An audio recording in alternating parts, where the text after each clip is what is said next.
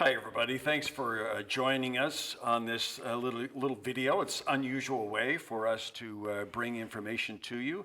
I'm standing here with Amy Flaxel, who is the president of our congregation, and it's just been a wonderful experience working with her. And the reason we're here is to talk about a really important document that's coming to you in just a couple of days. And we'd like to just give you a piece of information or a bit of information as you look into that document. It's a privilege to be here in this place here now, and both the staff of St. Matthew and the congregation board have used the results of a listening process over really the past couple of years to guide planning and decision making and start taking action on a lot of that listening. And so the guidance has produced a comprehensive campaign that outlined the needs for church programs and for our facilities. And just last week led to a very exciting launch of Be the Light, a 3-year comprehensive campaign designed to address those needs. And there have also been actions taken to hire a minister of worship and music and to engage a call committee to hire a new associate pastor. And bringing in these staff positions has also resulted in providing an opportunity to reevaluate the organizational design and structure of the staff. And that came with a new position for Janae Walker as Minister of Faith Formation and Community. And there will also be some reporting relationship changes that will occur, mostly take place once the new associate pastor is hired. And the last thing I want to mention, and many of us who work in organizations are familiar with this, is that the staff have both been learning and implementing different practices around things like meetings and job roles and job design, and will continue to work with the support of the board and the personnel committee on all of this important work for the congregation. Thanks, Amy. The listening process that we've been engaged in has been tremendous. I hope all of you have had opportunity to engage that process. I want to bring to your attention really the last piece in that listening process, and it's the one I want to focus on with all of you in this video. It has to do with a consultant that we hired, Jules Nielsen. She worked with our staff and our board and really was beneficial and significant in our meeting all of those criterion that Amy just ran through. The reorganization of the staff and the supervision process, all those were really affected by Jules' input.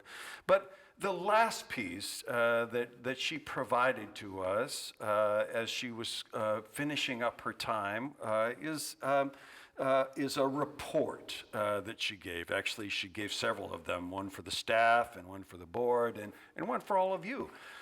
There's details in this report that may seem a little bit confusing. You'll notice right from the get-go the really significant content that have been so much a part of our process of restructuring and refitting our staffing.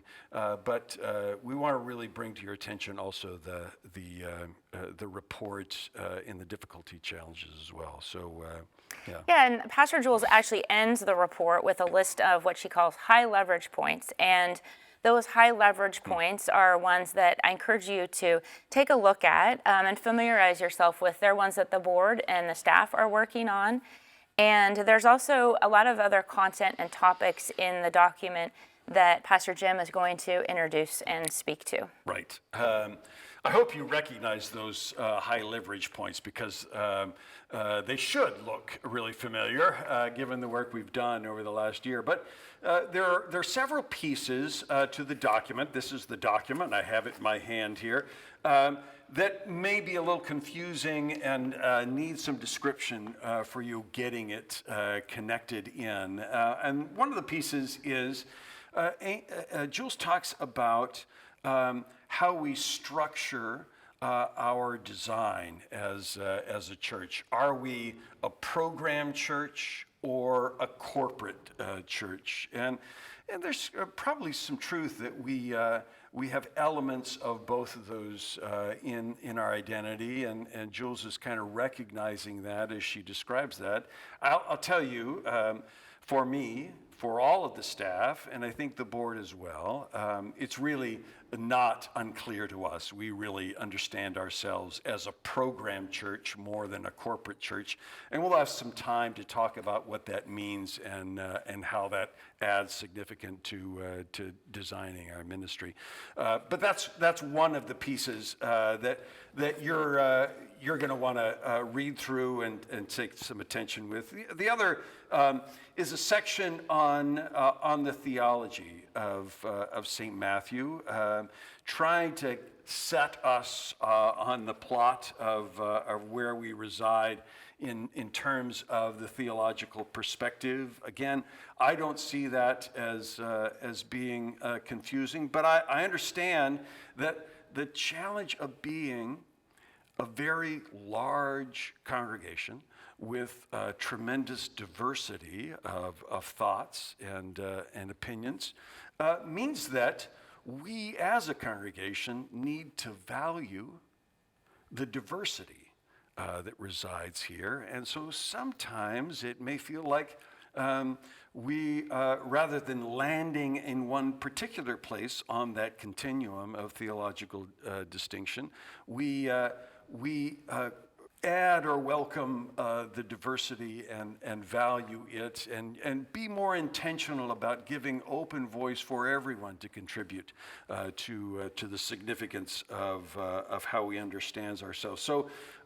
So we're going to want to look at that as well, and that's really a piece that we need your help in clarifying for you and for us what you need from us. And then the last piece that Jules talks about is our place as a congregation, the largest congregation in the Oregon Synod, in the ELCA, how we have a responsibility maybe to the churches, the other churches in our synod, with some more resource opportunities available to us than others. Maybe we should be more intentional about how we step into to role of leadership and support to the communities around us. So those are some really significant pieces that need our attention as we move ahead. Absolutely. And so we would like, Pastor Jim, myself, the board, would like to invite you to read the report that Pastor Jules has offered for the congregation, and then to join us in a conversation that we're planning for November 2nd. And we'll hold a potluck style, so have some, share some food together at 12:30, and then move into a conversation. Yeah. So around 12:30 to 2 o'clock on November 2nd. Yeah. This document that we've been referring to has a link in the email that got you to this video, so you should be able to find it on the same page. And again, invite your attention to it. Take some opportunity to read it and gather some thoughts as we come together. All right, I think that's it. Yeah. Thanks, Amy. Thank you. All right.